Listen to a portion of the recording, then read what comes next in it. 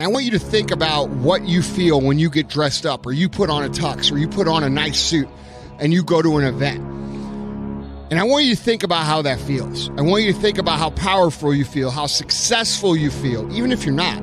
What if you woke up every single day with that feeling? What if you woke up every single day with that confidence?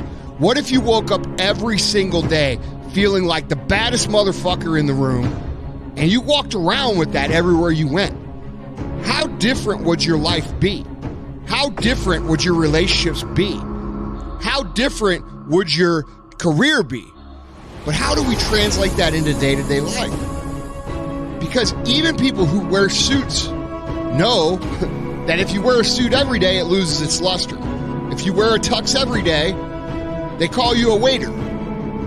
It's not the tuxedo. It's not the dress. It's not the suit that makes you feel that way.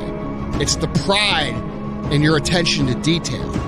And this is how successful people cultivate this feeling over the course of their everyday life.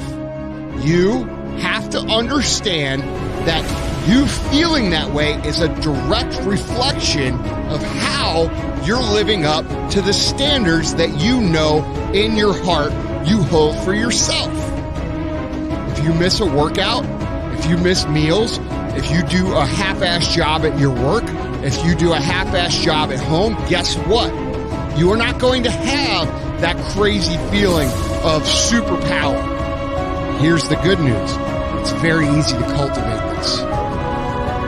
It starts when you get up in the morning. It starts with taking pride in your appearance. It starts with taking pride in your job. It starts with taking pride in your discipline that you know you need to have to become the person that you want to become. Right now is when everybody else quits. Right now is when everybody else is going to fall behind. Right now is when everybody else decides to do something that's easier or faster or not as hard. And that's what gets you ahead. That's what gets you to have pride. Because those struggles, those feelings, those things that are difficult, they are there to test you. You have to understand that struggle is a privilege.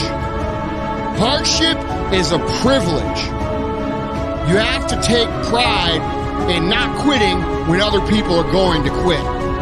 You have to take pride in executing your job to the very best of your ability. Negative emotion, negative frustration is compounded.